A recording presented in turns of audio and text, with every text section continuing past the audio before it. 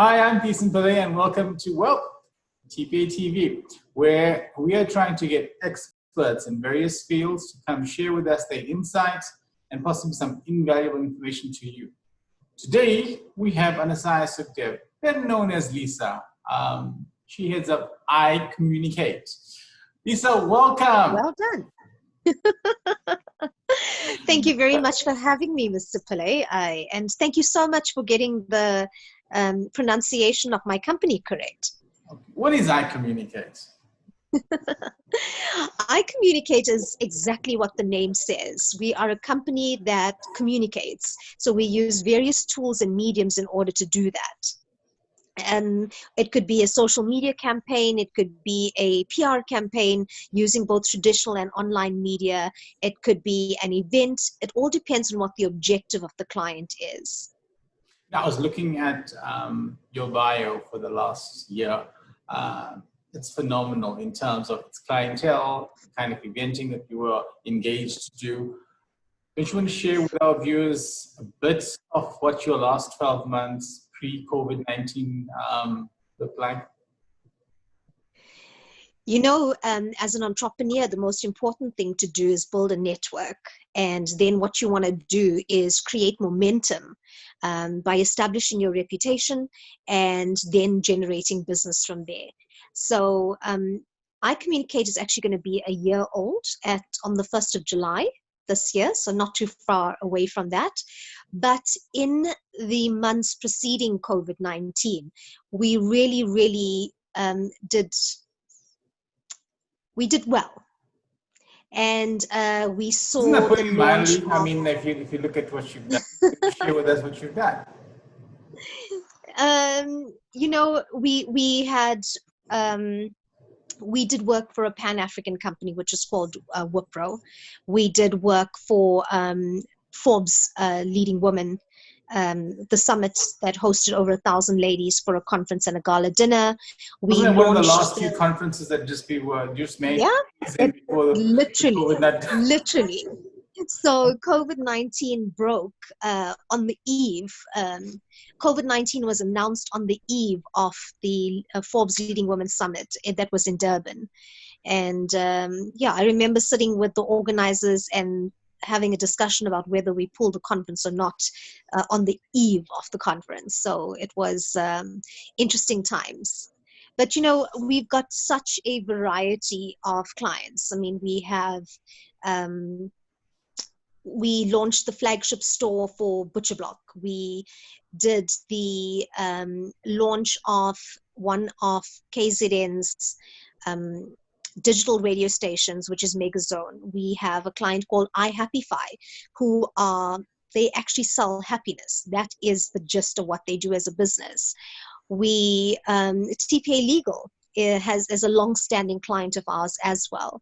So there's a very diverse range of clients that we handle marketing and communications for. Yeah, so the first, sorry.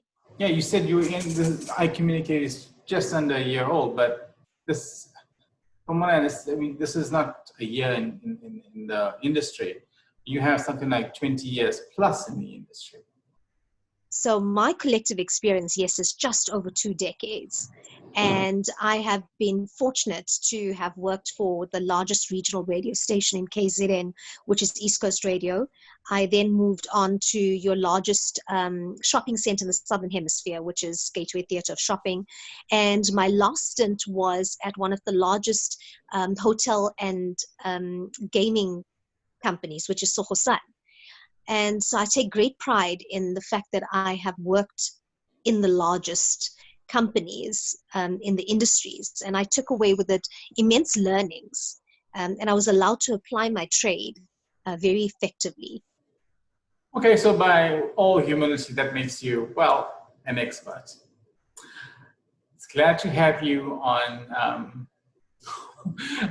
with us and to have your expert knowledge and insight. So I want to ask you a few things relative to COVID-19 and what businesses should do, what businesses, warning signs, things that maybe they should look out for. So yeah, you could just share with us some insight on that, or on your views going forward with COVID-19.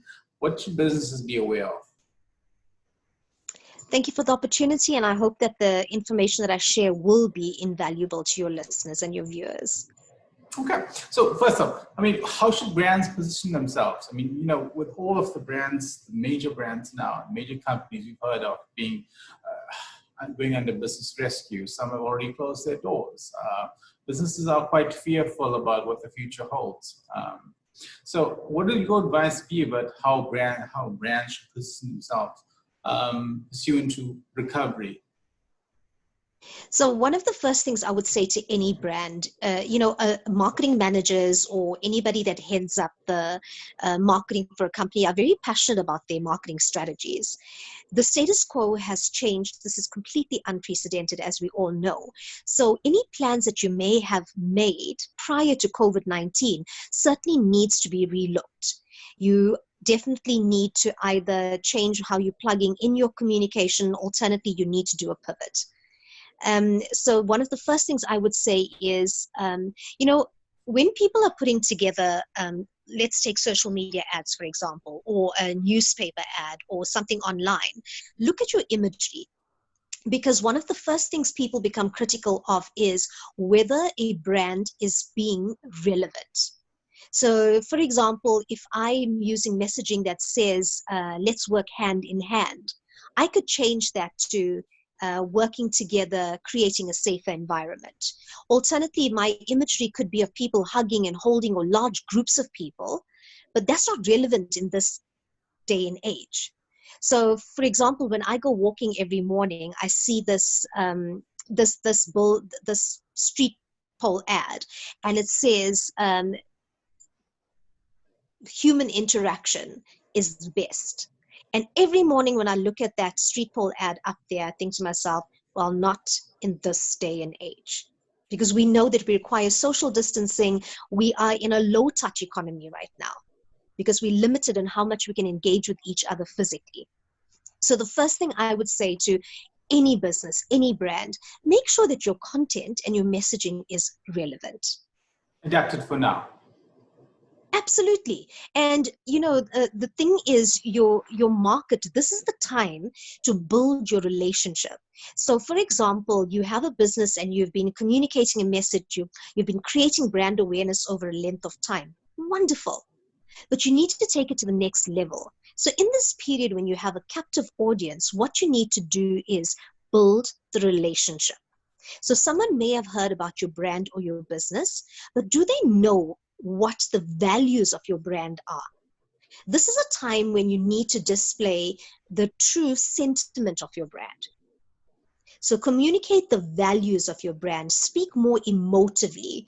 With such limited interaction, human interaction, we need more empathy. We need a little bit more emotion to be displayed. So I would say more important than doing anything else right now, you need to communicate what the values of your brand are. So if I have to ask you that question, sorry, go ahead. No, that's fine. You always talk about businesses that have disrupted the way things are accustomed to do. You talk about Uber. You talk about, B&B. Was it Airbnb? Things of that. Airbnb. Yeah. But COVID-19 has disrupted businesses, the way we've done things across all spectrums. Using the concept of disruptive, what opportunities lie out there for businesses? For me, the opportunity that lies for business is, and I talk about this almost all the time. The one thing that social media does for you is it levels the playing field. It gives the same opportunity at the same price to a large corporate as it does to a home industry, one employee business. Do you understand what I mean? So the one opportunity that you have during this period is to use social media to your absolute advantage. And that's not just doing Facebook ads or LinkedIn or Instagram. But I'm talking about you could very easily plug and play. You could be doing blog articles for your website. You've got to create as much of a presence online as possible. Because literally people from their couches or their beds, people working from home, there's some people that aren't working. People have a lot of time on their hands. And the first place people will go to find information is online. So what is your online presence? Are people able to find you on the first page of Google? Or the first 2 pages, so your product, your what you do, and your location, etc., are all of those easy to find on Google. Because if people type in your name, or if they type in the service that you provide, if they don't find you, they're not going to continue looking for you. So you've got to make yourself as visible as possible to the consumer that is searching online. Okay, let me ask you something else. How are the needs evolving and behaving changes? I mean, what's likely to stick? Sorry, say that again, sir? How are needs evolving and behaviors changing, and what's likely to stick? Okay, so think about so I'll use an example. Checkers have done a fantastic job, right? So within 60 minutes, you can have, if you provide them your grocery list, within 60 minutes, it will be delivered to your door. So they've taken a disruption and they've used it to their benefit. So the need of the consumers changed, whereas previously a consumer would make a list or walk into the store and impulse buy from here to Timbuktu. That's changed. Now people can go online. Need to adapt. Correct. A business has got to make it as easy as possible for their consumer not just to find them, but to transact with them. Look, we are realistically, on some level, moving quite slowly, but certainly into a recession. Well, that's what the analysts say and the economists. We've been in a recession for a long time. This might be a bit more serious. Any advice on how your brand equity can support its price point? So, if you ever read a book, it's called Legicide. There's a saying that what got us here won't take us there. That is just the truth. So whereas previously you may have priced yourself, you used a certain equation to set your price point, that would definitely need to be revisited now. Because whereas your cost for an item or a service was X previously, it's definitely sitting at Y now. But what you've got to also do is make sure that you don't price yourself out of the market. And the easiest way for you to understand what people are willing to pay for your service or for your product is to ask. And that can be done with online surveys. It can be done with a focus group. Or if you just ask a trusted group of people, they'll give you the answers that you're looking for. I remember going to the butcher last week, and there was a sign up that said that they have tried not to increase the price of their meat. They've absorbed this for 3 weeks. Unfortunately, they've come to a point now where the abattoirs have, there's such a demand, and they are exporting our South African meat, which means that the meat that is being sold to them is now so much more expensive. But they increased their price, yes, but they didn't just increase their price without communicating to me as a customer why it was being done. So when it comes to your price points, it's important that your consumer understands why there's suddenly an increase. When COVID first came about and people were complaining, lots of people were reported for exorbitant price increases. There's quite a few of those complaints that now have been, investigated and where decisions have been made and those large companies are paying hefty fines for it. But there's also instances where businesses have no option but to increase the price. And there's a local restaurant down the road. What they're doing is when you place an order, they're then adding value to that. So as a business, are you able, yes, you need to increase your pricing, for example, but are you able to then provide a value-added service that goes with that then makes the consumer feel better about having to pay more? Okay. So it's something important to consider. Any advice on businesses that are quite wary about where they are, and advice on how to recover, how to reinvest in their business? Yeah. So the one thing you cannot do is give up. You're going to be given a choice to give up. Don't take it. There's the other option is to just persevere. You know, if you have the opportunity right now to invest, even if it's the smallest sum of money in marketing, do it.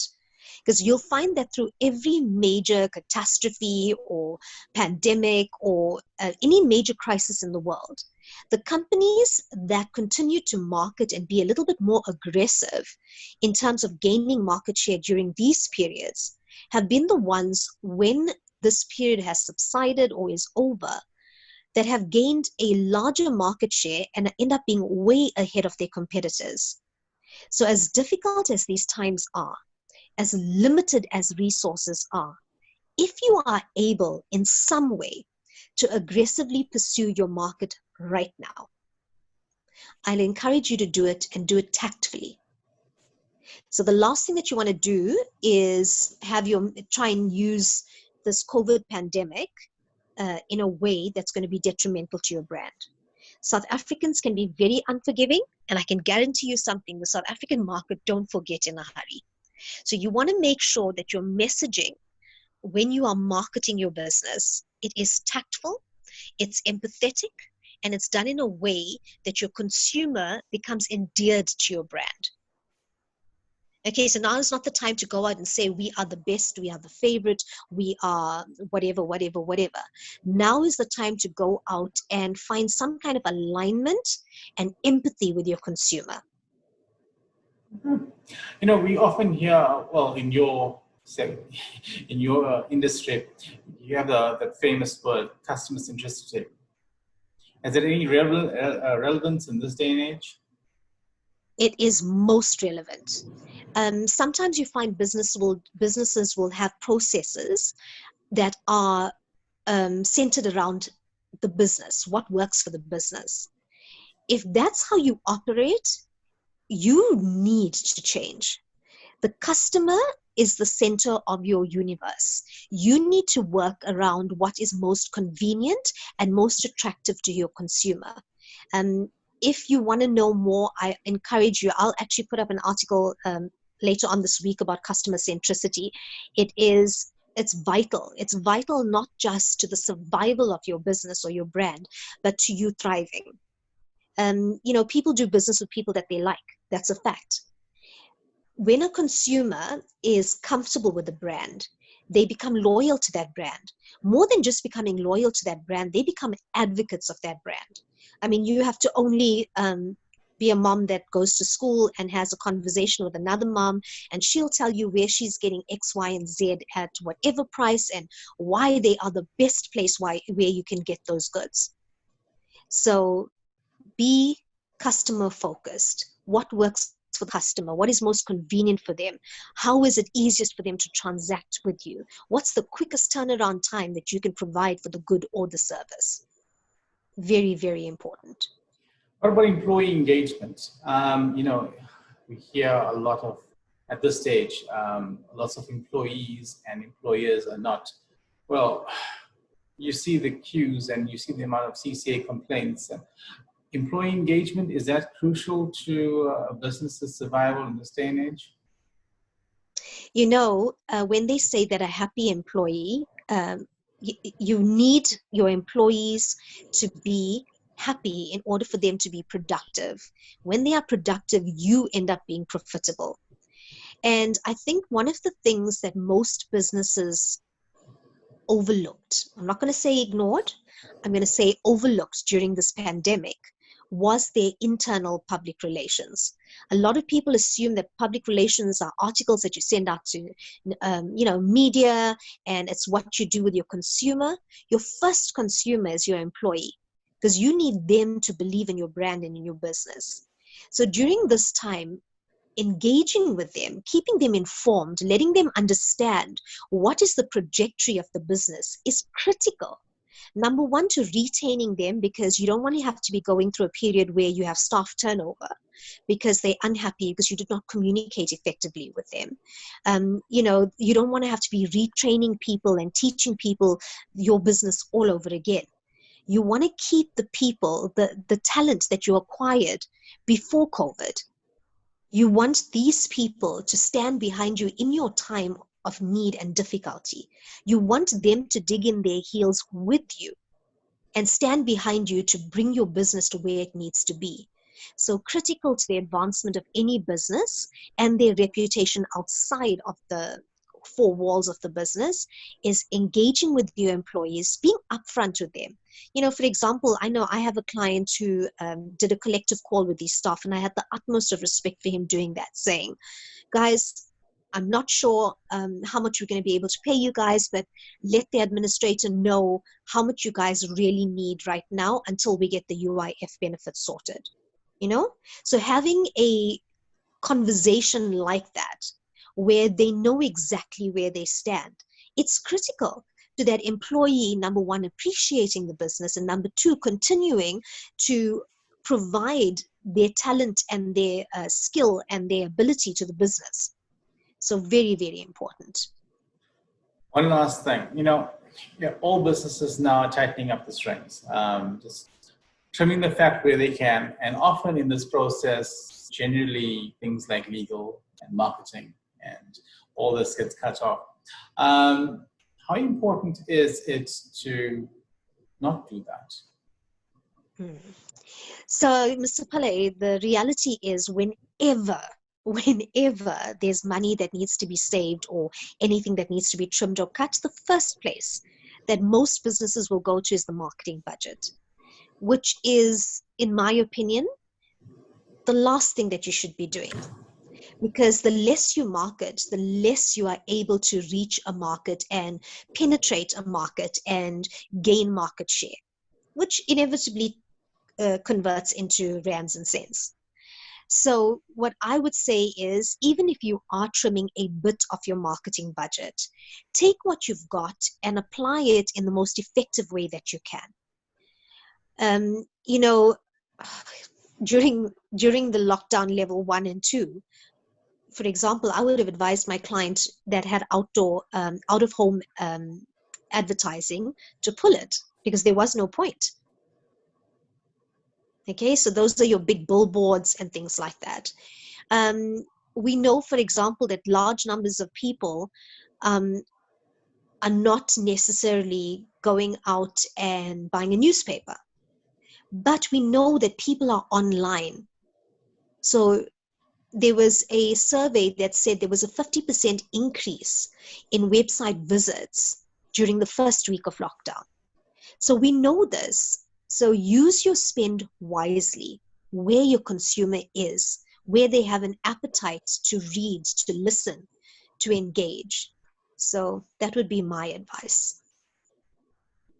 Lisa, thank you so much. Whatever you said was absolutely insightful. How does one get in touch with you? Very easy. Communication is what we do. So we are on all your social media platforms as I Communicate. Alternately, people can find me. It's Lisa, Lisa Sukhdev, and I am very customer centric. So I have a cell phone that is available that people can contact me on at any point in time, 083-937-4171. So I look forward to engaging with anybody that reaches out. Thank you once again, and we're blessed to have had you.